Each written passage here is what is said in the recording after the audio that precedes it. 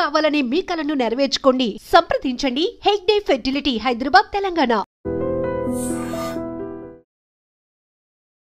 అసలు అంత చలిలో అలాంటి మనుషులు కూడా గడ్డలు కట్టుకుపోయేంత చలిలో ఆ అఖండ జ్యోతి అలాగే వెలిగి ఉండడానికి గల కారణాలు ఏంటి? కారణాలంటే 6 నెలల్లో దేవతలే పూజిస్తారు ప్రత్యక్షంగా అక్కడ. అదే కారణం ఒకటి. శివుడు ఎట్లా దేవాదిదేవ్ మహాదేవుడు ఆయన. అవును. ఆయన కన్నా సృష్టికర్తనే ఆయన. అవును. ఎందుకు పృథివీ, ఆప్, తేజ్, వాయు, ఆకాశ్ 5 తత్వాల అధినాయకుడే ఆయన. బ్రహ్మాండ నాయకుడే ఆయననే. అందుకే ఆయనకు ప్రత్యక్ష సేవలు దేవి దేవతలకు యక్ష గంధర్వ కిన్నర్వ ఎన్ని మంది ఉన్నారో మొత్తం అక్కడ పూజింపబడుతారు అక్కడ శివునికి. అందుకే అది అఖండ జ్యోతి ఎలా పూజ చేసి ఉంటుందో అఖండ తాజాగా పువ్వులు పండ్లు అన్నీ 6 నెలల తర్వాత తెరిచి చూస్తే అలాగే వెలుస్తుంటుంది అఖండ జ్యోతి. అది పూజ చేసిన స్వయంభూ శివలింగం. అదే కారణం. అంటే ఇది కొంతమంది అంటూ ఉంటారు, ఎవరైతే దేవుణ్ణి నమ్మరో వాళ్ళు వీళ్ళే పూజారులే అక్కడ 6 నెలలకి సరిపడేట్టుగా ఉంచి వస్తారు, అందుకే ఆ జ్యోతి అలా వెలుగుతూ ఉంటుంది అని అంటూ ఉంటారు. దానికి మీ సమాధానమే? నాస్తికులు అంటుంటారు, వాళ్ళకి శ్రద్ధ ఉండదు కదా. అవును. మనము భావతితే దేవుడు అంటాము. మన భావన ఎక్కడ వస్తుందో అక్కడ దేవుడు ఉంటాడు. మన భావన లేదు అక్కడ వాళ్ళకన్నా ఎట్లా అనిపిస్తుంది? ఎవరు శ్రద్ధాభక్తిని పూజిస్తారో వాళ్ళకి సాక్షాత్ శివుడు ఉన్నది ఒక భావిస్తాం మనం. వాళ్ళకి భావననే ఉండదు అది. నిజమే. అయితే ఇక్కడ ఉత్సవ విగ్రహాలు మీరు తీసుకొస్తారు అని అన్నారు కదండి, 4 రోజుల పాటు అంటే పైన పంచాంగం గురించి ఓపెన్ తలుపులు తెరిచేది మహాశివరాత్రి రోజున మన గద్య స్థలం ముఖ్యమఠంలో పంచాంగణన జరుగుతుంది. అక్కడ పంచాంగణన అయిన తర్వాత 3 రోజులు 4 రోజులు ఆ తిథి ప్రకారం నిశ్చయిస్తారు అక్కడ. ఒక్కొక్కసారి 4 రోజులు పడుతుంది కేదార్నాథ్ పోనికి, ఒక్కొక్కసారి 3 రోజులనే పోతాం. అంటే తిథులను బట్టి తిథులను బట్టి ముహూర్తం బట్టి ఆ రోజు బయలుదేరేది ముహూర్తం, అక్కడ తెరిచే ముహూర్తం బట్టి మనం ఇక్కడ బయలుదేరుతాం ఊఖ్యమఠం నుంచి. ఎప్పుడైతే క్లోజ్ అవుతుందో అప్పుడే కేదార్నాథ్ నుంచి పల్లెకి తీసుకొచ్చి ఊఖ్యమఠంలోనే 6 నెలలు పూజిస్తారు ఇక్కడ. ఒకరోజు కింద రాంపూర్, 2వ రోజు గుప్తకాశి, 3వ రోజు కేదార్నాథ్. ఇట్లా వచ్చే టైంలో మళ్ళీ ఇక్కడ నుంచి ఊఖ్యమఠం నుంచి బయలుదేరే సమయంలో 4 రోజులు పడుతుంది, ఎప్పుడెప్పుడు 3 రోజులు పడుతుంది. ఒకరోజు ఊఖ్యమఠం నుంచి బయలుదేరుతుంది గుప్తకాశి, గుప్తకాశి నుంచి ఫాటా నుంచి గౌరీకుండ్ నుంచి కేదార్నాథ్ ఒకరోజు, 4వ రోజు. 5వ రోజు ప్రొద్దున బ్రాహ్మీ ముహూర్తంన ద్వారం తెలిసి ఉంటుంది. అయితే ఆ దారి అంతా కూడా చాలా కష్టంగా ఉంటుంది కదా, ఎంతో పవిత్రంగా ఉన్న ఆ విగ్రహాలను తీసుకెళ్లే సమయాలలో మీరు అక్కడే ఎన్నో సంవత్సరాల నుండి ఉన్నారు కాబట్టి మీరు చూసిన ఏదైనా దేవలీలలు, ఎందుకంటే ఎన్నోసార్లు ఎన్నో ఆపదలు కలుగుతూ ఉండొచ్చు కానీ దేవుడే కాపాడతాడు అని అందరూ అంటారు, అలా మీకు విచిత్రంగా దేవుడు ప్రకటితమైన విశేషం ఏదన్నా మాతో చెప్తారు? విశేషమైన శివుని దగ్గర అంత శక్తి ఉంది. 2013 లోపల ప్రళయం అయింది. అవును. కానీ ఎన్నో మంది ఇదే అయిపోయారు, నీలపాడ అయిపోయారు. కానీ ఎన్నో బిల్డింగ్స్ కూలిపోయినాయి. కానీ ప్రత్యక్షంగా ఆ దేవస్థానము చేసే పూజారి మళ్ళా అక్కడ ఉన్న సిబ్బంది మొత్తం అందరికీ శివుడు రక్షించుకున్నాడు. వాళ్ళ ఆస్థ ఏముంది, పూజ విధి విధానం ఎప్పుడూ ఆగలేవు. అవును. ఎంత మంచు పడినా ఏది ఏమైనా తెరిచి ఉన్న 6 నెలలు అసలు పూజ ఆగకూడదు అంటారు. ఆగదు మరి, 6 నెలలు అఖండ పూజ నెరవేరుతుంటుంది.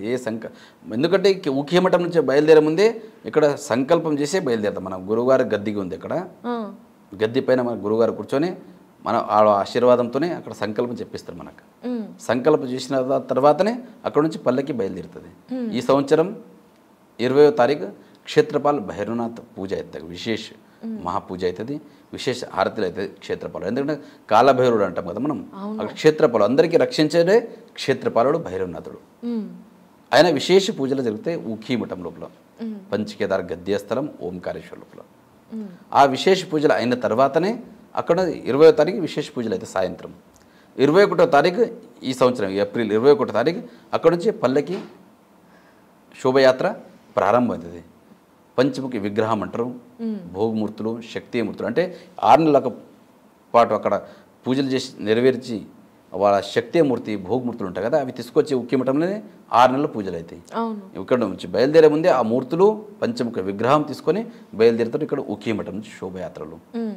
సో అక్కడ నుంచి 21వ తారీఖు గుప్త కాశీ బయలుదేరుతాము. గుప్త కాశీలో ఉంటుంది ఆ రోజు. 22వ తారీఖు ఫాటా, 23వ తారీఖు గౌరీకుండ్, 24వ తారీఖు కేదార్నాథ్, 25వ తారీఖు పొద్దున 6:20 మనం కేదార్నాథ్ ద్వారం ఓపెన్ అవుతుంది ఈ సంవత్సరం. ముహూర్తం చూస్తారు అన్నారు కదా, శుభముహూర్తం. మామూలుగా అంటే ఏదైనా ప్రత్యేక ముహూర్తం కానీ అలా ఏమన్నా ఉంటుందా దానికి? ప్రత్యక్ష ముహూర్తం ఏం లేదు, అది సమయం మంచి సమయం శుభముహూర్తం చూసి ఓపెన్ చేస్తాం. అంటే ప్రతి సంవత్సరం మహాశివరాత్రి రోజునే నిశ్చయిస్తారు అక్కడ ఊఖ్యమఠం లోపల తెరిచేది. మూసేదేమో ఫిక్స్ ఉంది. దీపావళి పాడ్యమి రోజు అంటారు కదా, దీపావళి పాడ్యమి రోజే తలుపులు మూసేస్తాం అక్కడ కేదార్నాథ్ టెంపుల్ది. ప్రతి సంవత్సరం అది ఫిక్స్ ఉంది. మూసిన తర్వాత మళ్ళీ 3 రోజుల పాటు ఉక్కిమఠం వస్తుంది శోభయాత్రలో పల్లకి. గురుగారు 6 నెలల సమయం గుడి మూసేసిన తర్వాత మళ్ళీ వెళ్ళి తలుపులు తెరిచేటప్పుడు ఎవరు వెళ్ళి తలుపు తెరుస్తారు అండ్ వాళ్ళతో పాటు ఎవరెవరు ఉంటారు? లోపల స్వామివారి దర్శనం ఎలా ఉంటుంది? 6 నెలల దాకా ద్వారం మూసి ఉంటుంది కేదార్నాథ్. అవును. కానీ ఎట్లుంటుందంటే ఒకసారి 6 నెలల పూజ చేసి వచ్చే సమయంలో చాలా దుఃఖం అనిపిస్తుంది. ఏది విడిచిపడేది. ఎందుకంటే సృష్టికర్తుడే ఆయన. ఆయననే మాకు అన్ని ఇచ్చే వరాలు ఇచ్చేది, మనకు సృష్టించేది, మనం చూసుకునేది ఎవరు? శివుడే. కానీ ఆయనకే స్వయం మనం భస్మ పూజన చేసి యోగ సమాధిలో ఉంచి క్లోజ్ చేసుకొని వచ్చేస్తాం కదా, అది వచ్చేటప్పుడు ఎంతో దుఃఖం అనిపిస్తుంది. అదే మళ్ళీ ఓపెన్ అయ్యే సమయంలో ఎప్పుడెప్పుడు చూడాలి శివునికి. ఎందుకంటే మనం ఒక ఒక మనిషికి ఒక 5 నిమిషాలు రూమ్లో పెట్టేసి వస్తే మనకి ఎంత బాధ అనిపిస్తుంది. అయ్యయ్యో పెట్టి వచ్చేటప్పుడు ఏదో దాంట్లో పెట్టి వస్తాం, పెట్టి వచ్చిన తర్వాత ఎంత బాధ అయిపోతుంది. ఇక మనం ప్రత్యేక శివునికే 6 నెలలు విడిచిపెట్టి మనం వస్తాం కదా, ఎంతో ఇది అనిపిస్తుంది. ఆ తెరిచేటప్పుడు అది ఆనందం అంటే అది చెప్పేదంత ఇది ఉంటుంది, అంత ఆనందం ఉంటుంది. ఆ సమయంలో మన గురువుగారు ఉంటారు అక్కడ సాన్నిధ్యం. గురువారం లోపల ప్రత్యక్షం ప్రతి సంవత్సరం ఏ పూజారి ఉంటారు, ప్రధాన అర్చకులు. అంటే ప్రతి సంవత్సరం వేరే వేరే పూజారులు ఉంటారు. ఈ సంవత్సరం మేము ఉంటాం, వచ్చే సంవత్సరం మళ్ళీ వేరే పూజారులు ఉంటారు. 5 పూజారులు మనం. శివశంకర్లింగ్, శశిధర్లింగ్, వాగీశ్లింగ్, గంగాధర్లింగ్, నేను శివలింగ్. ఇలా 5 మంది పూజారులు ఉన్నాం మేము. ప్రతి సంవత్సరం వేరే వేరే పూజారులే అక్కడ శివులు ఉంటారు. ఎందుకు అలా అడగచ్చా స్వామి? ముందు నుంచి పరంపర ఉంది.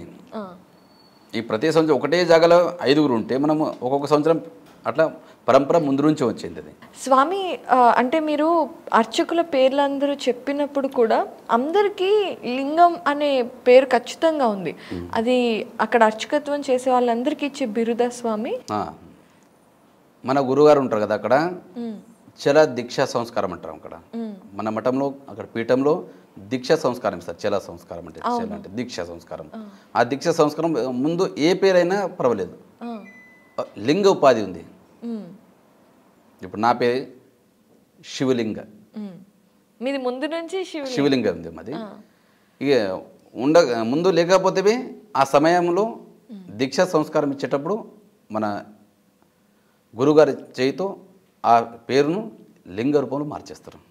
ఒక ఉపాధి ఉంది మన జగద్గురులో కానీ, ఈ 5 పూజారుల పేర్లు కానీ ప్రత్యక్షంగా ఏ పేరు. ఇప్పుడు మా వర్తమాన జగద్గురు పేరు భీమాశంకర్లింగ, దానికన్నా ముందు సిద్ధేశ్వరలింగ, శాంతలింగ, ఇలా పేర్లు ఉంటాయి.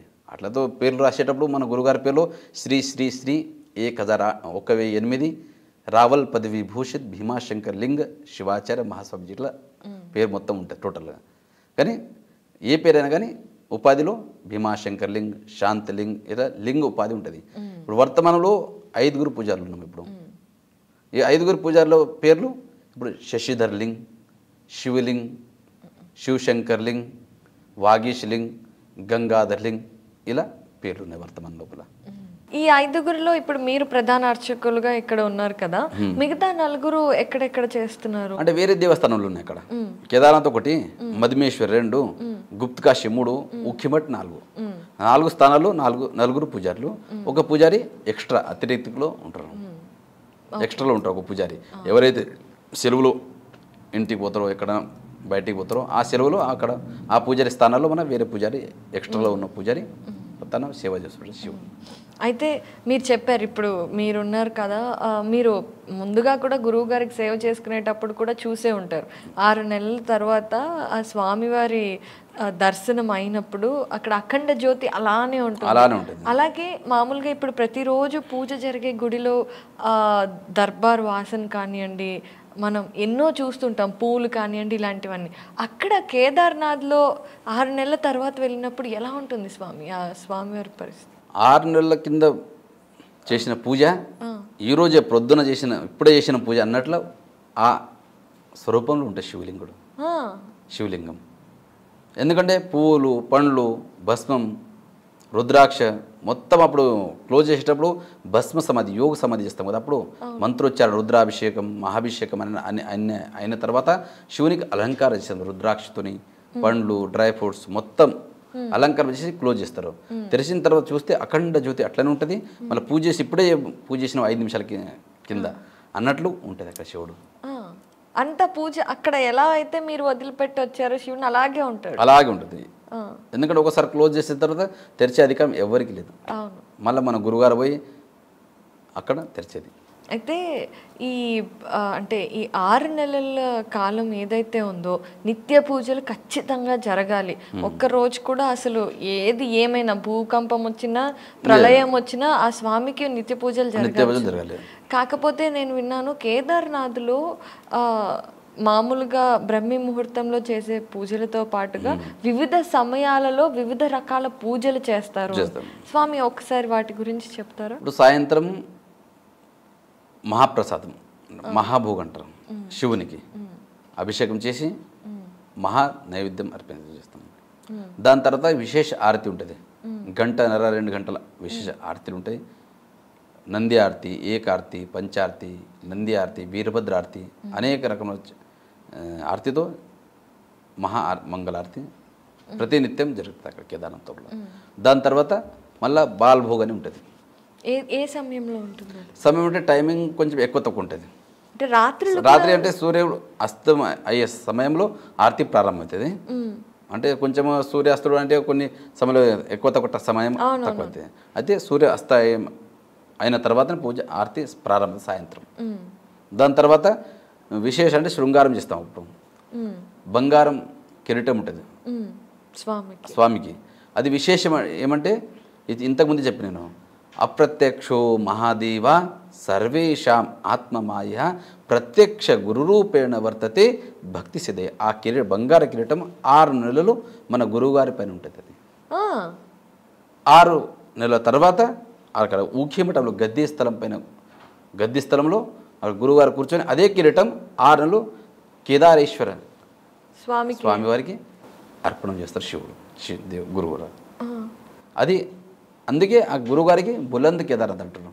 ఆ కేదార్నాథ్ ఎవరితో మాట్లాడరు, కేదార్నాథుడు స్వయం శివలింగం ఎవరితో మాట్లాడరు. మాట్లాడే ప్రత్యక్షంగా శివుడు అంటే మన గురువు గారు. అందుకే అక్కడ గురువు గారికి బులంద్ కేదార్నాథ్ అంటున్నాం. మాట్లాడే శివుడు అని ప్రత్యేకం ఉంది అక్కడ.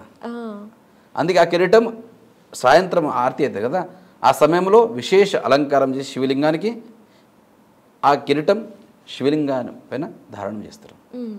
ప్రతిరోజు అక్కడ శివలింగం పైన 2-3 గంటలు శివలింగం మీదనే ధారణం చేస్తారు ప్రతిరోజు 6 నెలల పాటు. 6 నెలల తర్వాత ఎప్పుడైతే దేవస్థానం క్లోజ్ చేస్తామో అదే కిరీటం పంచముఖ విగ్రహం అది ఉంటే పల్లెకి ఉంటుంది కదా, పంచముఖ విగ్రహం పైన ధారణం చేసి కింద ఉఖిమఠం వచ్చిన తర్వాత ఆ గద్దె పైన కూర్చొని అదే కిరీటం మన గురువుగారి పైన 6 నెలలు ధర్మ ప్రచారంలో గురువుగారు పెట్టుకొని వాళ్ళు తిరుగుతుంటారు ధర్మ ప్రచారంలో. ఇది విశిష్టం అంటే కేదార్నాథ్లో. అంటే రాత్రిపూట కూడా పూజలు చేస్తారు, అర్ధరాత్రుల వేళ, అమావాస్య వేళ అని విన్నాం. విశేష ఉంటుంది కదా అక్కడ, విశేష పూజ ఉంటారు ప్రతిరోజు.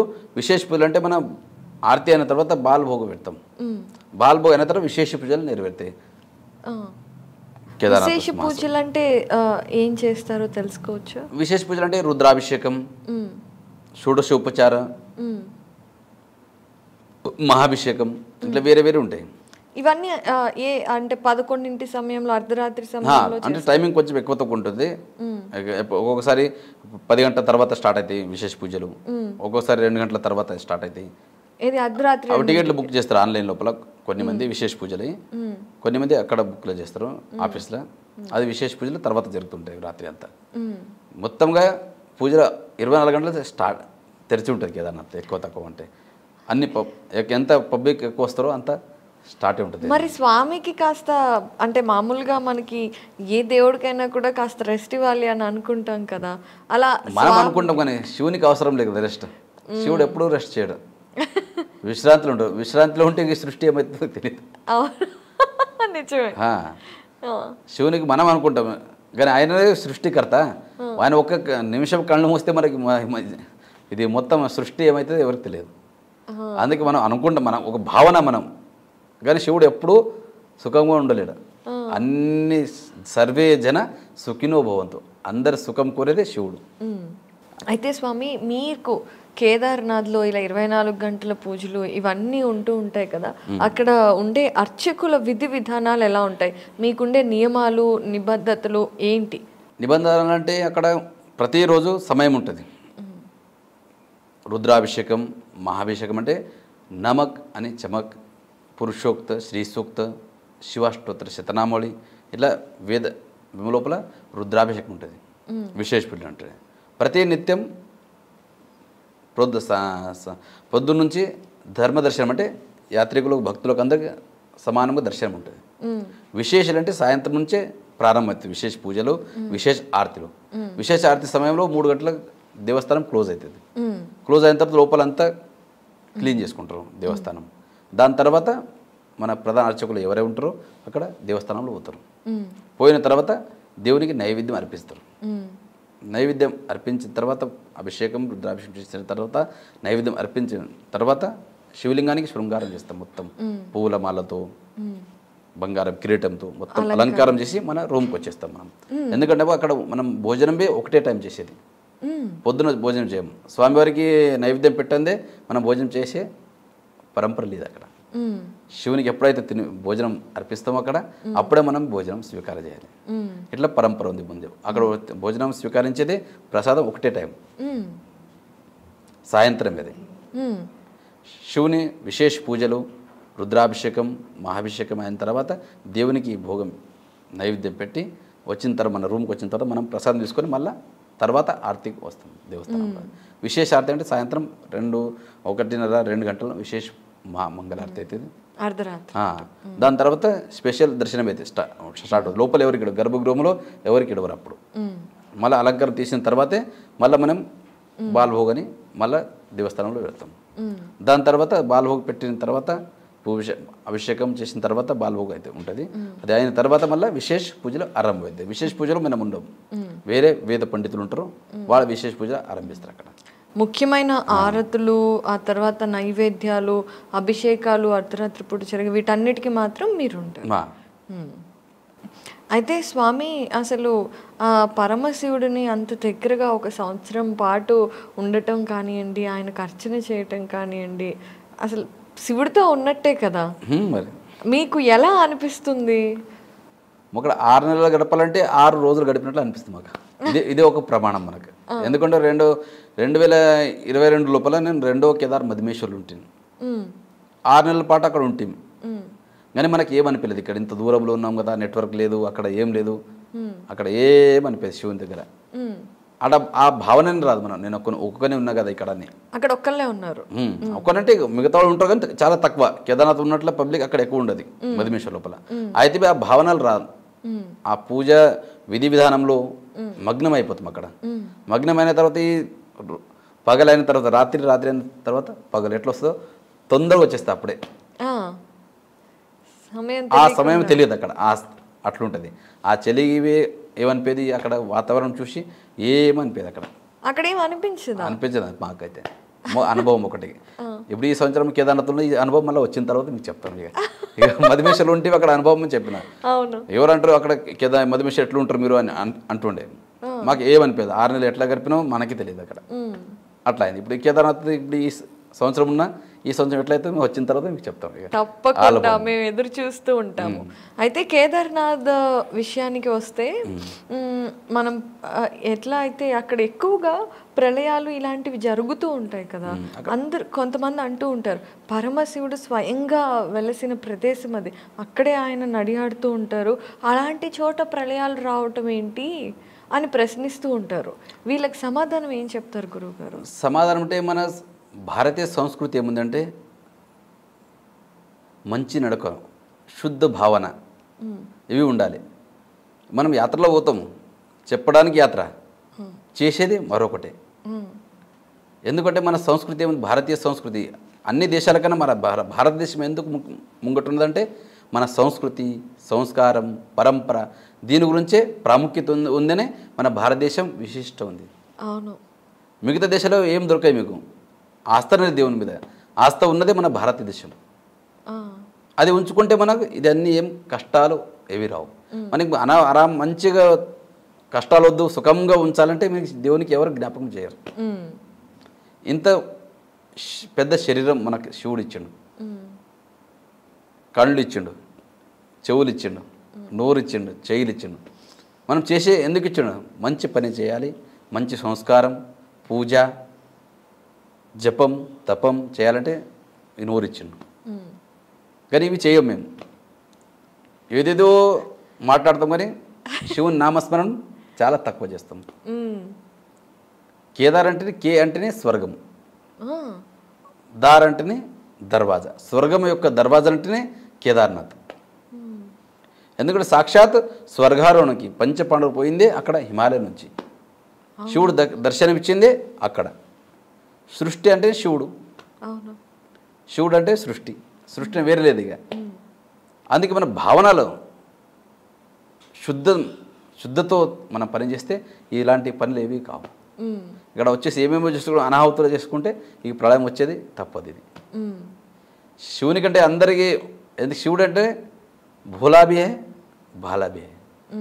శివుడు మంచోళ్ళకు మంచిగా ఉన్నాడు, ఆ సమయం వస్తే ప్రళయం చేసి చూస్తాడు. లయకారకుడు మరి చేసేదాకా మళ్ళీ శివుడు జ్ఞాపకం రాడు. మరి కొంచెం లయ చేసిన తర్వాత ఏమో తప్పు చేసినామని ఒక భావన వస్తుంది. చేసిన వాళ్ళకి వస్తుంది కానీ చేయని వాళ్ళకి వస్తుంది. కరెక్టే. మరి భారతదేశం మనకు సృష్టి ఏదో ఒకటి కారణంగానే మనం ఉంటాం. అదేది సాధు సంతులు చేసిన పుణ్యమే, వాళ్ళ తపస్సు చేసిన పుణ్యమే మనకు పనికిస్తుంది. ప్రళయం వచ్చినప్పుడు కొంచెం రక్షణ చేస్తుంది కదా, వాళ్ళు చేసిన త్యాగమే. త్యాగాన్ పశు పాషాణ పూజతి. త్యాగంలో పశు మరియు రౌతు పూజనీయ అంటారు. అవి త్యాగం చేస్తాయి కదా పశువు. ఇప్పుడు ఆవు త్యాగం చేస్తుంది, అప్పుడు పాలు మేము తాగుతాం. అదే తాగుతుంటే మనం ఎట్లా తీసుకుంటాం? కరెక్ట్. ఎట్లా చెప్తారు? అందుకే శుద్ధ భావన కావాలి, నిశ్చితాత్మ సుఖోదయం. మనం శరీరం, మన చిత్తం, మన మనసు ఏకాగ్రత చేయాలి. చేసుకొని సప్త కోటేషు మంత్రేషు మంత్ర పంచాక్షర మహాన్. 7 కోటి మంత్రాల్లో పంచాక్షరం అనేది శ్రేష్టం ఉంది. నమశివాయ నమశివాయ ఈ మంత్రాలు జపించుకొని ప్రతినిత్యం శుచిర్భూతమై మనం శివుని నామస్మరణ చేస్తే ఈ ప్రళయం రాదు, ఏ బాధలు రావు నేను చెప్తాను. చాలా బాగా చెప్పారు గురు. అండ్ శివుడు కళ్యాణకారుడు. శివుడు అంటే కళ్యాణకారకుడు. అకళ్యాణం ఎక్కడ చేయడు, అందరికీ కళ్యాణమే భావిస్తాడు. ఇక మనం చేసే పనిలో మనకు వస్తుంది. అయితే గురుగారు కేదార్నాథ్లో మాకు అంటే చాలామందికి ఒకటి కేదార్నాథ్ టెంపుల్ మాత్రమే తెలుసు, ఇంకేవో చుట్టుపక్కల చాలా ఉండి ఉంటాయి. ఎప్పుడైనా ఒక చోట ఒక స్వామి ఉన్నారు అంటే చుట్టుపక్కల కూడా చాలా విశిష్టలతో కూడిన ఎన్నో గొప్ప గొప్ప ప్రదేశాలు ఉంటాయి. కేదార్నాథ్లో అలా ఇప్పటి వరకు గోప్యంగా ఉన్న ప్రదేశాలు ఏంటి? ప్రదేశాలు అంటే మొత్తం ఉత్తరాఖండ్ అంటేనే దేవభూమి. ఎక్కడ పోతే అక్కడ దేవతలు నిలిచిన భూమి అది. అందుకే ఉత్తరాఖండ్కు దేవభూమి అంటారు. ఏ భూమికి ఇప్పుడు భారతదేశం అంటుండొచ్చు, కానీ ఆ ఉత్తరాఖండ్ భూమికి ఏమంటారు? దేవభూమి అంటారు. దేవతల మొత్తం నిలిచింది అక్కడ హిమాలయ లోపలే. శివుని పెండ్లి అయింది అక్కడనే, పార్వతి అనుష్ఠానం చేసింది అక్కడే, నిశుంభల మర్దన చేసింది కాళీ రూపం తీసుకొని ఆ కాళీమఠంబి అక్కడ హిమాలయ లోపలనే. కార్తీక స్వామి తపస్సు చేసింది హిమాలయని. మొత్తం దేవతల వాసన నివసించింది హిమాలయ రూపం. అందుకే ఆ భూమికి దేవభూమి అంటారు. అందుకే హరిద్వార్కి కూడా హరద్వార్ అంటే శివుని ద్వారం. హరిద్వారం నుంచి బయలుదేరితే మొత్తం శివుని ద్వారం అక్కడ మొత్తం. ఎక్కడ చూస్తే దేవస్థానం, ఎక్కడ చూస్తే దేవతలే. అందుకే దేవభూమి అంటారు. ఒకసారి కేదార్నాథ్ వెళ్ళొస్తే మనది పునర్జన్మ అని చెప్తారు. ఎందుకంటే ప్రతి ఒక్క మనిషి తప్పులు చేస్తారు. తెలిసి తెలియని తప్పులన్నీ ఈ పవిత్ర క్షేత్రం, పుణ్యక్షేత్రం, శైవ పరంపరలో కేదార్నాథ్ యాత్ర అంటేనే విశిష్టత ఉంది. అక్కడ వచ్చి ఒకసారి కేదార్నాథ్ ఆలయం దర్శించుకుంటే, శిఖరం దర్శనం చేసుకుంటే పునర్జన్మ ఉండదని చెప్తారు. అయితే ఇప్పుడు మీరు అన్నట్టుగా స్వర్గానికి ద్వారమై ఉండొచ్చు, పునర్జన్మ లాంటిది ఒక్కసారి ఆ పరమశివుడి చూపు మన మీద పడితే నిజంగా మీరు అన్నట్టుగా పునర్జన్మే. అయితే అక్కడ మీరు ఇందాకే చెప్పారు అమ్మవారు కాళీమాత రూపంలో అక్కడే ఉన్నారు అనేసి, అది ఎక్కడ ఆ విషయం చెప్తారా? అక్కడ హిమాలయ లోపలనే మన ఊఖిమఠం, గుప్తకాశి మధ్యలో కాళీమఠం ఉంది. సాక్షాత్ కాళీ అంటే మహాపార్వతిని, లక్ష్మి అంటే పార్వతిని, సరస్వతి అంటే పార్వతిని. ఎందుకంటే రూపాలు అనేకులు ఉన్నాయి, వేరే వేరే రూపంలో. శుంభ నిశుంభ మర్దన అంటే సంహారం చేసింది అక్కడనే కాళీమఠం లోపల. నాలుక పెద్ద చేసి ప్రతి ఒక్క రక్తంది ఊరం నాలుకతో సాఫ్ చేసుకుంటా ఆ శుంభ నిశుంభ మర్దనం చేసింది అక్కడ కాళీమఠంలో ఉండే. అక్కడ ప్రతి సంవత్సరం ప్రతిరోజు అక్కడ పూజ జరగదు. శ్రీయంత్రం ఉంటుంది అక్కడ పైన. ప్రతిరోజు శ్రీయంత్రాన్ని పూజ అవుతుంది. కానీ మూర్తి పూజ నవరాత్రి లోపలనే కాలరాత్రి రోజే విశేష పూజలు నెరవేరుతాయి అక్కడ. ఇంకా మిగతా రోజులలో యంత్రం ఉంది పైన, యంత్రానికి పూజ చేస్తారు. అది కాలరాత్రి రోజే, ఆ రోజు రాత్రినే విశేష మూర్తి పూజ అవుతుంది అక్కడ దేవిది. అది విశిష్టం అక్కడ. ఏ బాధలు ఏ సంకటాలు వస్తే అక్కడ వచ్చి ఒక్కొక్కసారి దర్శించుకుంటే అన్ని విఘ్నం దూరం అవుతాయని చెప్తారు అక్కడ కాళీమఠంలో. ఆ కాళీమాతను దర్శించుకుంటే చాలామంది అక్కడ మన గ్రామ దేవతలాగానే ప్రతి ఒక్కరు పోయి అక్కడ ప్రత్యక్షంగా పూజలు నెరవేరుస్తారు అక్కడ. నవరాత్రి సమయంలో అయితే పెద్ద ఎత్తున వస్తారు. మరి మిగతా సమయంలో అందరు పోయి దర్శించుకుంటారు. ఏ వాహనం తీసుకొస్తే పెండ్లి అయితే ప్రతి ఒక్కరు అక్కడ కాళీమాతను దర్శించుకొని ముంగడి కార్యక్రమం చేస్తారు అక్కడ. ఓకే గురువుగారు, అయితే ఇంకొక విషయం చాలామంది అడుగుతూ ఉంటారు, కేదార్నాథ్ స్వామి వారికి నైవేద్యాలుగా ఏం పెడుతూ ఉంటారు అనేది చాలామందికి తెలియని విషయం. నైవేద్యాలు అంటే అక్కడ పెట్టేదే అన్నం, ఎప్పుడు సిర, ఎప్పుడు ఖీర్ అంటారు, పాశం అంటారు కదా, అవి విశేషంగా చేస్తుంటారు. అవి మిగతా అంటే ఎంచో పంచపక్వాలు చేయవచ్చు, కానీ ముందు నుంచి పరంపర ఏమొచ్చిందో అవే నైవేద్యం చూపిస్తాం అక్కడ. అట్లా ఎన్నో రకాలుగా చేయవచ్చు, కానీ ముందు నుంచి పరంపర ఉంది ఒకటి. అక్కడ లేవని లేదు, ఒక సమయం అయితే ఏమీ లేకుండా అక్కడ ఇప్పుడు అన్నీ దొరుకుతున్నాయి, సౌకర్యాలు ఉన్నాయి. కానీ సౌకర్యాలు ఉందని ఏదో ఒకటి చేయడానికి రాదు అక్కడ. ముందు నుంచి పరంపర యుగాల నుంచి ఉంది, ఇప్పటి నుంచి కదా. యుగాల నుంచి ఏ పరంపర వచ్చిందో అదే ప్రకారమే అక్కడ నైవేద్యం అర్పించేస్తాం. ప్రతి పూట అదే, ప్రతి పూట 2 టైంలో. ఓకే, ఇప్పుడు బాలభోగులు అంటే డ్రై ఫ్రూట్స్ ఉంటాయి. విశేష మహాభోగు నైవేద్యంలో అంటే కీరు, సిరా, అన్నం చేస్తుంటాం. ఓకే, అయితే గురువుగారు హిమాలయాల విషయం దగ్గరకు వచ్చినా కూడా శివతత్వానికి ఎంతో దగ్గర సంబంధం ఉంది. అసలు శివుడు హిమాలయాల్లోనే ఉంటారు అని అంటూ ఉంటారు. వాటి విషయాలు మీ గురువుగారి ద్వారా కానివ్వండి, అక్కడ ఉన్న పూజారుల ద్వారా కానివ్వండి, ఇంకేదైనా ద్వారా మీరు ఎప్పుడైనా తెలుసుకున్నారా హిమాలయాల గురించి? హిమాలయాలు మొత్తం కేదార్నాథ్ 4 ధామాలు ఉండేది హిమాలయ లోపల. అవును, గంగోత్రి, యమునోత్రి, కేదార్నాథ్, బద్రీనాథ్. అవును, ఋషికేశ్ ప్రారంభమైతే మొత్తం హిమాలయనే అక్కడ. హిమాలయ శివుని సృష్టికర్త అయినడు. ఎప్పుడు ఆ వాతావరణం ఎట్లా చేస్తాడో ఆ శివునికి తెలుసు. అట్లా ఎప్పుడు బర్ఫ్ పడుతుంది, ఎప్పుడు వర్షం వస్తుంది, అక్కడ ఎంత కష్టం ఉందో అంత ఆనందం ఉంది కేదార్నాథ్లో. ఇప్పుడు ఇక్కడ కూర్చొని కేదార్ ఎట్లా పోలే, ఎంత బర్ఫ్ ఉంటుంది, వర్షం ఉంటుంది ఇక్కడ మనం అనుకుంటాం. కానీ అక్కడ పోయిన తర్వాత ఆ ఆనందమే వేరే, ఆ భావనలు వస్తాయి అక్కడ. ఎందుకంటే సుఖశ్చానంతరం దుఃఖం, దుఃఖశ్చానంతరం సుఖం. సుఖం తర్వాత దుఃఖం వస్తుంట, దుఃఖం తర్వాత సుఖం వస్తుంట. అంటే ఇటు పోయేదాకా దుఃఖం అనిపిస్తుంది, చాలా కష్టం అనిపిస్తుంది మీకు కేదార్నాథ్ పోయిన. అక్కడ పోయిన హిమాలయాలో అక్కడ బర్ఫ్ ఆ దేవస్థానం చూసిన తర్వాత అక్కడ ఆ ఆనంద భాష్పాలే వేరుంటాయి అక్కడ కేదార్నాథ్లో, హిమాలయ. అందుకే హిమాలయ అంటారు. అయితే హిమాలయాలలో ముఖ్యంగా శివుడు ఉండే ప్రదేశాల్లో కానివ్వండి, కైలాస పర్వతం దగ్గర కానివ్వండి, మనకి టైం అనేది చాలా ఫాస్ట్గా ఉంటుంది. మనం ఇక్కడ ఒక రోజు గడిపితే అక్కడ 15 రోజులు, వారం రోజులు గడిపినట్టు అని సైంటిస్టులు కూడా చెప్పినట్టుగా ఎన్నో వార్తలు వస్తున్నాయి. వీటి గురించి మీరు ఎప్పుడైనా తెలుసుకున్నారా? సైంటిస్టులు అంటే వాళ్ళు సంశోధన చేస్తుంటారు, వాళ్ళ విషయాలే వేరు. ఇప్పుడు మనం తెలిసిన పూజ విధానం గురించి, అక్కడ ఉండే ఇది గురించి చెప్పవచ్చుగా. ఈ సైన్స్ టెక్నిక్ అంటే వాళ్ళ పనినే అది. అవునవును, సంశోధన చేసేదే వేరే. మన సంశోధన అంటే మన శివుడే సంశోధన మనది. అవును, అంటే కైలాస పర్వతం గురించి, కైలాస పర్వతం గురించి వేరే ఉంది అక్కడ, మనకు అంత ఐడియా లేదు అక్కడ. మన కేదార్నాథ్ గురించి అంటే మనకు కొంచెం ఇది ఉంటుంది. కైలాస పర్వతం అంటే చాలా పరిక్రమ చేయబడుతుంది, ఆ సమయం వేరే, అక్కడ దర్శనాలు వేరే, అట్లా అంటే. గురుగారు, మరి శివతత్వం అనే విషయం గురించి ఒక్క మాటలో మీరు చెప్పాలి అంటే శివతత్వాన్ని ఏమని చెప్తారు అందరికీ అర్థమయ్యే విధంగా? అర్థం ఏంటంటే ఇప్పుడు మన ఎందుకు చెప్తారో,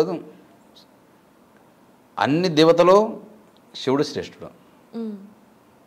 శివే భక్తి, శివే భక్తి, శివే భక్తిర్భవే భవేత్, అన్యతాం శరణాం నాస్తి, త్వమేవం శరణం నమ. ఈ శివుని స్మరిస్తే, ఈ శివుని పూజిస్తే 33 కోట్ల దేవతలు పూజిస్తే ఎంత పుణ్యం దొరుకుతుందో, ఈ ఒక శివునికి స్మరిస్తేనే అంత పుణ్యం ప్రాప్తిస్తుంది. అది ఇడిచి మనం ఆ దేవుడు ఈ దేవుడు అనుకుంటాం మేము. అన్ని దేవుని కన్నా దేవుళ్ళే. వేరే దాంట్లో శివునికి నామస్మరణం, శివుని స్మరణం, శివుని పూజ చేస్తే అన్ని దేవతలు వచ్చేస్తారు దాంట్లోనే. ఎందుకంటే శివుని కన్నా పెద్ద ఎవరు లేరు. విష్ణు భగవానుడు కానీ, ఆంజనేయుడు కానీ అందరు వాళ్ళ దాంట్లో వచ్చేస్తారు. వాళ్ళకి నామస్మరణ చేయొద్దని అట్లేదు. కానీ దేవాది దేవత కన్నా మహాదేవుడు, అందుకే అందరికి దేవతలు అంటారు. ఈ శివునికి మహాదేవుడు అంటారు. కరెక్టే. నీలకంఠుడు అనేక నామాలనే శివునికి. అవును. అయితే రుద్రాక్షలకి కూడా ఎంతో విశిష్టత ఉంది. మీరు కూడా కేదార్నాథ్లో ప్రతి నిత్యం రుద్రాభిషేకం చేస్తూ ఉంటారు. ఈ రుద్రాక్షల గురించి ఒకసారి తెలియచేయండి. రుద్రాభిషేకం అంటే నమక్ అని చెమ్మకుంటుంది. దాంట్లో 11 అనువాకులు ఉంటాయి, దీంట్లో 11 అనువాకులు ఉంటాయి. దాంట్లో మొత్తం శివుని వర్ణనం ఉంది అక్కడ. అంటే ఎలా ఒకసారి చెప్పండి. నమస్తే రుద్రమన్యవ ఉతోత ఇషవే నమః, నమస్తే అస్తు ధన్వనే భావుభ్యాముతతే నమః, యాత ఇషు శివతమ శివం బభూవతే ధను శివా శరవ్యాయ తవ తయానో రుద్రముడయ, యాతే రుద్ర శివా తనూర ఘోర పాపకాశిని, తయా నస్తున్వా శంతమయా గిరిశంత విచాకషి, యామీశం గిరిశంత హస్తే బిభర్షస్తవే, శివాంగిరి త్రతాంకురు మాయి గుంసి పురుషం జగత్, శివేన వచసాత్వా గిరిశాచ వదామసి, యథా నస్సర్వమిజ్జగదయక్ష్మాగ్ం సుమనా అసత, అద్య వోచద దివక్త ప్రథమో దైవ్యోభిషక, అహి గుంచ సర్వాన్ జంవయంత సర్వాశ్చ యాతు ధాన్యః, అసో యస్తామ్రో అరుణ ఉత బభ్రు సుమంగళ, ఏ చే మాగ్ం రుద్రా అభితో దిక్షో శ్రితాసహస్రశో వైశాగ్ం హేడయీమహే, అసోయో వసర్పతి నీలగ్రీవో విలోహిత, ఉతైన్యం గోపా అదృశ్యన్ నదృశ్యన్ నుదార్య, ఉతైన్యం విశ్వా భూతాని సదృష్టో మృడయాతినః, నమో అస్తు నీలగ్రీవాయ సహస్రాక్షాయ మీడుషే, అథోయే అస్య సత్వానో హంతేభ్యో కరం నమః, ప్రముంచ ధన్వనస్తముభయోరార్త్నియోర్జాం, యాశ్చతే హస్త ఇషవః పరాతా భగవో వప, అవతత్య ధనస్వాగ్ం సహస్రాక్షశతేషుదే, నిశీర్య శల్యానా ముఖా శివో న సుమనా భవ, విజ్జం ధను కపర్ధినో విశల్యో బాణవాగ్ముత, అనేసన్నశేషవ ఆభుహ్రశ్య నిషంగది, యాతే హేతిర్మీడుష్టమహస్తే బభూవతే ధనో, తయాస్మాన్ విశ్వతస్త్వమయక్ష్మయ పరిభుజ, నమస్తే అస్త్వా యుధాయ నాతతాయ దృష్ణవే, ఉభాభ్యాం ముతతే నమో భావుభ్యాం తవదన్వనే, పరితే ధన్వనో హేతిరస్మాన్ రుణక్తు విశ్వతః, అతో యశుదిస్తవ ద్వారే అస్మన్నిదేహితం నమస్తే అస్తు భగవన్ విశ్వేశ్వరాయ మహాదేవాయ త్రయంబకాయ త్రిపురాంతకాయ త్రికాగ్నికాలాయ కాలాగ్నిరుద్రాయ నీలకంఠాయ మృత్యుంజయాయ సర్వేశ్వరాయ సదాశివాయ శ్రీమన్మహాదేవాయ నమః. త్ర్యంబకేశ్వరుడు అంటేనే ఆయననే, అవును. నీలకంఠుడు అంటేనే ఆయనని. నీలకంఠ ఎందుకంటే మనం సముద్రమంతరం చేసే సమయంలో ఏదైతే మంచి చేస్తామో మనం నేను చేసిన అంటాం. అవును. ఏదైనా చెడు అయితే నువ్వు చేసా. అలాగే సముద్రమంతరం ఆ సమయంలో అమృత కడువ వస్తుంది. అందరికీ కావాలి. అందరి అమృతం అంటే అందరు కావాలి. దేవతలు అందరు వెనుకబడ్డారు. వెనుకబడ్డప్పుడే అప్పుడు నాది నీది అన్నప్పుడు ఏమవుతుంది? నీది కాదు నాది కాదు ఏమవుతుంది? వేరే వాళ్ళ పాలవుతుంది అంటారు. అట్లా 4 బిందులు భూలోకం పడ్డాయి అప్పుడు దేవతలు జగడమాడేటప్పుడు. అందుకే అప్పుడు సముద్రమంతరం ఆయా సమయంలో అమృతం వస్తే నాది నీది అన్నారు. అప్పుడు 4 బిందులు కింద పడ్డాయి భూలోకంలో. అందుకే అక్కడ 12 సంవత్సరాలకు ఒకసారి ఏమైతే కుంభమేళం అవుతుంది. అందుకని అమృత బిందులు ఆడ పడ్డాయని. అందుకే అక్కడ మన శరీరం, ఎందుకంటే మన శరీరం 3 ప్రకారాలు ఉన్నాయి. స్థూల శరీర, సూక్ష్మ శరీర, కారణ శరీర. అలాగే 3 మాహ్యముల, కార్మికముల, ఆణవముల, మాహ్యముల, కార్మికముల. మన విషయవాసన నిండి ఉంటాయి. ఆనవములు అంటే అణువును రూపంలో మన శరీరం పైన కూర్చుంటుంది. దోషం అంటే అవి మేము కడుక్కోవచ్చు రోజు స్నానం చేసి. మాహ్యమల, కార్మికమల మన శరీరంలో విషయవాసన నుంచి కామ, క్రోధ, మద, మత్సర, దమ, అహంకారంలో నిండి ఉంటాయి. అవి ఎట్లా కడుక్కుంటారు? మేము కడుక్కొని రాదు. తీర్థం అని ప్రసాదం, దాంతో కడుక్కుంటాం. మేము దర్శనం నుంచి కడుక్కుంటాం. అలాగే అమృత బిందులు 4 పడ్డాయి కదా. 12 సంవత్సరాలు ఒకసారి కుంభమేళం అవుతుంది. అదే దాని తర్వాత సముద్రమంతరం చేసేటప్పుడు విషం వస్తుంది కడవల. అప్పుడు దేవతలన్నీ వెనక జరుగుతుంటారు. కానీ అందరు దేవతలు మంచి పని చేయడం మాది మాది అని ముంగుడు వస్తారు. కానీ ఒకటే దేవుడు దయామయుడు పరమశివుడు. ఆయన ఆ విషయం సొంతం ఆయన తాకుతాడు. కానీ లోపల తాకితే పోయి సృష్టి ఏమవుతుందో తెలియదు, బయట పెడితే సృష్టి ఏమవుతుందో తెలియదు. అప్పుడు శివుడు ఏం చేసిండు? కంఠంలో పెట్టుకుండు. అప్పుడే శివునికి నీలకంఠ నీలకంఠ అని పేరు వచ్చింది. అలాగే శివుని పని ఉంది, ఇది ఒకటే ప్రమాణం. అదే పని వేరే దేవతలు ఎవరు చేయరు. ఏ సంకటం విఘ్నం వస్తేనే దాని పరిహారం చేసేటైనా శివుడే. ఆయన స్మరణం, ఆయన పూజన చేస్తే అన్నీ మన పుట్టిన 84 జీవరాశి లోపల మన మనుష్యుడుగా పుట్టినందుకు మన జీవనం సార్థకమవుతుంది. లేకపోతే నిస్వార్థం. తర్వాత మళ్ళీ పునరపి జననం పునరపి మరణం. మళ్ళీ పుడతను ఉండాలి పడుతుంది, మళ్ళీ చస్తను ఉండాలి పడుతుంది, మళ్ళీ పుడతను ఉండాలి పడుతుంది.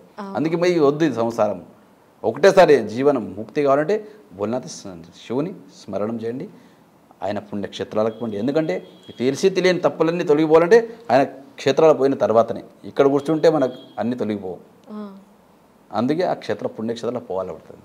అయితే గురువుగారు కుంభమేళా గురించి చెప్పారు కదండి, 12 సంవత్సరాలకు ఒకసారి. మీరు కుంభమేళాకి వెళ్ళి ఉంటారు కదా? వెళ్ళి ఉంటారు కదా. పోవమ్మడు అక్కడికి. హరిద్వార్లో కుంభమేళా అవుతుంది, నాసిక్లో త్రయంబకేశ్వర్లో అవుతుంది. అవును. కానీ అంత వీడి లోపల మనకు కుంభమేళా స్నానం చేసేది మనం వీరశైవ జంగములకే ప్రాధాన్యం ఉంది. ముందు స్నానం చేసేది పరంపరలో. మరి వెళ్ళలేదు? వెళ్తారు, గురుగారు వెళ్ళింటారు. చాలా కుంభమేళంలో కాశీ జగద్గురు, కేదార్ జగద్గురు వెళ్తుంటారు పెద్ద పెద్ద గురుగారు. ఓకే, మీరు ఎప్పుడు వెళ్తున్నారు? అయితే మన సమయం వస్తే మనం వెళ్తాం. ఇక మనం ఆ టైంలో మనము ఎక్కడ సేవలు ఉంటే పైన పోనీకి రాదు, కిందకి ఫ్రీగా ఉంటే పోవచ్చు వాడికి.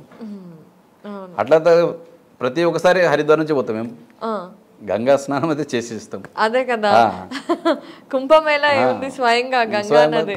కరెక్ట్. గంగా పుట్టింది హిమాలయం నుంచి. అవును. అదే గంగా కిందికి వస్తుంది. అవును. ఇక మనం శివుని ఎప్పుడు ఉంటే శివుడు మన దగ్గర ఉన్నాడు. శివుని సేవలు ఉన్నప్పుడు గంగా ఆటోమేటిక్ వచ్చేస్తాం మన దగ్గర. అవునవునవును. గురుగారు శివుడు అంటే ఎవరైనా అంటే మనుషుల్ని మాత్రమే ఉద్ధరించేవాడు కాదు, భూత ప్రేతాత్మలను ప్రతి ఒక్క జీవరాశికి మేలు కోరేవాడే శివుడు. మీరు ఇందాక చెప్పారు కదండి, అంటే మనకి 3 కర్మ శరీరం, అలాగే స్థూల సూక్ష్మ కారణ, కరెక్ట్, 3 శరీరాలు ఉన్నాయి. అన్ని శరీరాలని ఉద్ధరించగలిగిన వాడు శివుడే. ఆ తత్వాల గురించి ఒకసారి. శివునికి అంటారు పంచముఖ పరమేశ్వరుడు అంటారు. ఎందుకు 5 ముఖాలు. సద్యో జాత వామదేవ అఘోర ఈశాన్య. ఎందుకంటే శివునికి పంచతత్వాలని, పంచగోత్రాలు ఉన్నాయి. వీర, నంది, భృంగి, వృషభ, స్కంద, ఇలా 5 గోత్రాలు ఉన్నాయి. 5 పీఠాలు ఉన్నాయి, అంటే ధర్మపీఠాలు. రంభాపురి, ఉజ్జయిని, కేదార, శ్రీశైల, కాశీ, ఇలా 5 పీఠాలు ఉన్నాయి. 5 పీఠంలో ఏ ప్రాముఖ్యతంగా వాళ్ళ శాఖామఠాలు వేరే ఉంటాయి. ఇట్లా పరంపర ఉంది వీరశైవ పరంపరలో. 5 పీఠంలోనే 3వ పీఠం అంటే హిమవత్ కేదార వైరాగ్య పీఠం. అక్కడ పీఠాధిపతులు అంటే మన కేదార్నాథ్ జగద్గురువులే. అక్కడ ఉత్తర భారత్లో రావల్జీ అంటారు. రావల్జీ అంటే రాజగురు, జగద్గురు అంటే ధర్మగురు. ఇలా పరంపర ఉంది. అయితే 6 నెలల పాటు అక్కడ పూజలు చేసి శివుడి సన్నిధిలో ఉన్న తర్వాత మిగతా 6 నెలలు ఆ 5 పుణ్యస్థలాలలో పూజలు చేసే పూజారులందరూ ఏం చేస్తుంటారు? అంటే 5గురు పూజారులు ఉంటాం కదా మేము. ప్రతి సంవత్సరానికి శివరాత్రిలో మన సేవలు చేంజ్ అవుతుంటాయి. కేదార్నాథ్లో ఉన్న వాళ్ళు అతిరిక్తులు ఉంటారు. అతిరిక్తి అంటే ఎక్స్ట్రా లోపల. కేదార్నాథ్ డ్యూటీ ఎవరు సేవ చేసి వస్తారు కదా, వాళ్ళు 6 నెలల తర్వాత అయిన తర్వాత అతిరిక్త సేవలు ఉంటారు. అంటే ఊక్యమఠంలోనే. ముఖ్యమఠం అంటే కింద ఊక్యమఠం అంటే పంచకేదార్ గద్య స్థలం. అంటే 6 నెలలు క్లోజ్ అయిన తర్వాత పూజలు ఎక్కడ నెరవేరుతాయో ఊక్యమఠం ఓంకారేశ్వర టెంపుల్ లోపల అక్కడే ఉంటాం అందరం. గుప్త కాశీ పూజ చేసేటోళ్ళు 12 నెలలు అక్కడే ఉంటారు వాళ్ళు. ఊక్యమఠం ఓంకారేశ్వర టెంపుల్లో దేవస్థానంలో పూజ చేసేటోళ్ళు 12 నెలలు ఆడే ఉంటారు. కానీ క్లోజ్ అయ్యేదే కేదార్నాథ్ మధుమేశ్వర్లు. అక్కడ 6 నెలలు క్లోజ్ అయిన తర్వాత అక్కడ చేసిన శివ పూజారులు ఇక్కడ ఊక్యమఠం లోపలనే ఉంటారు. వాళ్ళపై 6 నెలలు సతతంగా పూజ, రుద్రాభిషేకం, మహాభిషేకం, నిత్య నియమాలు ఏమున్నాయో ఇక్కడ ప్రత్యక్షంగా ఇక్కడ నెరవేరుతాయి. ఇక్కడ ఊక్యమఠంలో దేవస్థానంలో.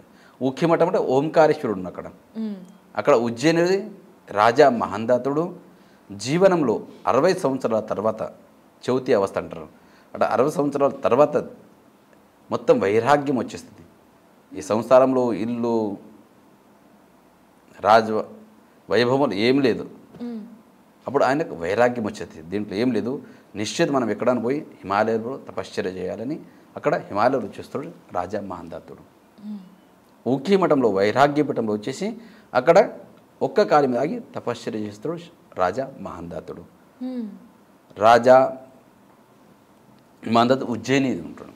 అక్కడ వచ్చేసి ఒకటే కాలి మీద ఆగి 12 సంవత్సరాలు తపశ్చర్య చేస్తాడు రాజా మహందాతుడు. అప్పుడు శివుడు సాక్షాత్కారుడై అక్కడ శివుడు ఓంకార స్వరూపంలో నిలవేస్తాడు. ఓంకార బిందు సంయుక్తం నిత్యం ధ్యాయంతి యోగినః కామదం మోక్షదం చైవ ఓంకారాయ నమో నమః. సాక్షాత్ ఓంకార స్వరూపంలో దర్శనమిస్తాడు శివుడు. అందుకే క్షేత్రానికి ఓంకారేశ్వరుడు అనే పిలుచుకొస్తారు. దాని తర్వాత పంచకేదార్ గద్యస్థలం అంటారు. పంచకేదార్ గద్యస్థలం అంటే కేదారేశ్వర్, మధుమేశ్వర్, తుంగనాథ్, రుద్రనాథ్, కల్పేశ్వర్ 5 క్షేత్రాలకు పోయి దర్శనం అందరు చేసుకోనికి అవకాశం కలగకపోతే ఇక్కడ పంచకేదార్ గద్యస్థలం ఊఖీమఠ్ ఓంకారేశ్వరం దేవస్థానం వచ్చి దర్శించుకుంటేవి 5 క్షేత్రాలు దర్శించుకున్నంత పుణ్యం మీకు అక్కడనే ప్రాప్తిస్తుంది ఊఖీమఠం లోపల. ఎందుకంటే 6 నెలల పూజలు నెరవేర్చేదే అక్కడ ఊఖీమఠంలో. అందుకే ఆ క్షేత్రానికి పంచకేదార గద్యస్థలం అంటారు, ఓంకారేశ్వరం టెంపుల్ అంటారు. మళ్ళా ఆ క్షేత్రానికి ఉషామఠం అంటారు. ఉషా అంటే బాణాసురుని బిడ్డ. బాణాసురు రాక్షస వంశస్థుడు, అయితే శివభక్తుడు. ఆయన బిడ్డ ఉషాదేవి. ఉషా అక్కడ మన మఠంలో అక్కడ ముందు స్కూల్లో అవి లేకుండే, విద్యాభ్యాసం చేసేదే మఠంలో చేస్తుండే. అప్పుడు ముందు అక్కడ విద్యాభ్యాసం చేస్తాం. అక్కడ మాయారూపి ఆయన ఆమె ఉషాదేవి. ఒకరోజు కలలో కనిపిస్తారు ఎవరు, శ్రీకృష్ణుని మనముడు అనిరుద్ధు. కళలనే మొత్తం పెండ్లి అయిపోతుంది, ప్రేమ వివాహం అయిపోతుంది. ఆయన చూస్తూ ఆయనతోనే పెళ్లి కావాలంటే స్వప్న కళలో మొత్తం చూసి ఉంటుంది. కానీ మొత్తం కళల పొద్దున చూస్తే అక్కడ ఏముండేది. కానీ అక్కడ ఆయనకు నేను ఎక్కడున్నో కనిపెట్టేది చాలా కష్టం కదా. ఆమె ఫ్రెండ్ చిత్రలేఖ ఉంటుంది, సఖి. ఆమెకు చెప్తుంది ఎట్లా చూసిన కళలో ఎట్లా ఉండే అని. ఆమె ఎట్లా చెప్తుంటుంది ఉషాదేవి, అట్లనే ఆమె చిత్రీకరణ ఇస్తుంది. అప్పుడు ఆమె మాయారూపి. అప్పుడు ఆయన శ్రీకృష్ణ మనుముడు ఉంటాడు, కానీ ఆయన వాళ్ళ దేవత వంశులు, శ్రీకృష్ణుడు మనుముడు, ఈవుడు రాక్షస వంశులు. కానీ ఆ సమయంలో అసంభవం ఉండే, అసంభవానికి సంభవం చెప్పించారు అక్కడ, వివాహం చెప్పించారు అక్కడ. మాయారూపం నుంచే అక్కడ పలంగా తీసుకొచ్చి మన మఠంలో తీస్తారు అనిరుద్ధుని. అప్పుడు ఆయనవే లేచి చూస్తే, ఆమె ఉషాదేవి చూస్తే ఆమెతోనే వివాహం కావాలి, ఆయనవే ఇచ్చి అవుతుంది, ఈమెది ఇచ్చి ఉంటుంది. అప్పుడు ఆ సమయంలో అక్కడ పీఠాధిపతులు ఆనందలింగ, జ్ఞానలింగ, జగద్దులు ఉంటారు అక్కడ. అప్పుడు వాడు పెళ్లి నెరవేరుస్తారు అక్కడ. అప్పుడు ఇంత పెద్ద పని చేశారంటే గురుదక్షిణ రూపం గురుదక్షిణను ఏం సేవ చేయాలంటే ఆ మఠానికి జీర్ణోద్ధారం చేసేస్తుంది ఉషాదేవి. అప్పుడు ఆ మఠం పేరే ఉషా మఠ, హిమోత్కేదార వైరాగ్యపీఠం ఉంటుంది ఆ మఠం పేరు. ఓంకారేశ్వర మందిరం ఉంటుంది, హిమోత్కేదార వైరాగ్యపీఠం. అప్పుడు ఈ ఉషాదేవి కట్టించినందుకు ఆ మఠం పేరే ఉషా మఠం అని పేరు పడుతుంది. తర్వాత అపభ్రంశ శుక్ల యజుర్వేద అక్కడ షకు ఖ అంటారు, ఊఖా మఠం అని పేరు వస్తుంది. దాని తర్వాత ఇప్పుడు ఊఖీ మఠలుగా ప్రవర్తిస్తుంది. ఇప్పుడు వర్తమానంలో కేదార్పీఠం. అక్కడ 6 నెలలు సతతం 6 నెలల పూజలు అక్కడనే నెరవేరుతుంది ఊఖీ మఠం ఓంకారేశ్వర మందిర్ లోపల. అక్కడ క్షేత్రపాల భైరవనాథుడు, వరాహిదేవి, చండికాదేవి, పంచకేదార గద్యస్థలం, ఇది అన్నీ దర్శించుకోవచ్చు అక్కడ వచ్చిన తర్వాత. అక్కడ ఎవరికైతే మనశ్శాంతి ఉండదో అక్కడ నిశ్చితంగా అక్కడ వచ్చి మన భావనలతో శ్రద్ధాభక్తితో దర్శించుకుంటారో వాళ్ళ మనస్సు శాంతి దొరుకుతుంది. అక్కడ ఉన్నంత శాంతి ఎక్కడ దొరుకుతుందని మనకు భావన ఓంకారేశ్వర మందిర్ లోపల. అందుకే అక్కడ వచ్చి దర్శించుకుంటేనే పరిపూర్ణ యాత్ర అవుతుంది. అక్కడ రాందే వేరే యాత్ర చేసుకొస్తే పరిపూర్ణ యాత్ర కాదని ఒక నమ్మకం అక్కడ. స్వామి, మీరు ప్రశాంతత అన్నారు. ఇప్పుడున్న కలియుగంలో మనుషులకి దొరకనంత ప్రశాంతత, డబ్బు దొరుకుతోంది, ఆనందం దొరుకుతోంది, అన్నీ దొరుకుతున్నాయి, ప్రశాంతత అనేది మాత్రం లేదు. అలాంటిది శివనామ స్మరణతో, పంచాక్షరి మంత్రంతో ప్రశాంతత, మోక్షం కోరుకునే వాళ్ళు ఎవరైనా సరే కేదార్నాథ్కి ఎలాంటి మనసుతో రావాలి? అసలు కేదార్నాథ్ యాత్ర మొదలు పెట్టినప్పటి నుండి ఎటువంటి నియమాలను పాటించాలో మీ ద్వారా తెలుసుకోవాలని అనుకుంటున్నాను. మన శ్రద్ధ కావాలి. శ్రద్ధ ఉంటేనే అన్ని పనులు అవుతాయి. మన మనసులో ఉండాలి. ఇక్కడ సాక్షాత్ ఇక్కడ శివుడు ఉన్నాడు. మనం ఏదో వచ్చి ఇదే గుడి కదా ఇదే అంటే అది భావన రాదు. మన మనసులో మన మనసులో ఉంచుకోవాలి. ఇక్కడ సాక్షాత్ ఇక్కడ శివుడు ఉన్నాడు. అందుకే చెప్తారు 4000 కితాబ్ పడో లేకిన్ 4 బాతోं को మత్ భూలో. ఈ సృష్టిలో శివుడు ఉన్నాడు.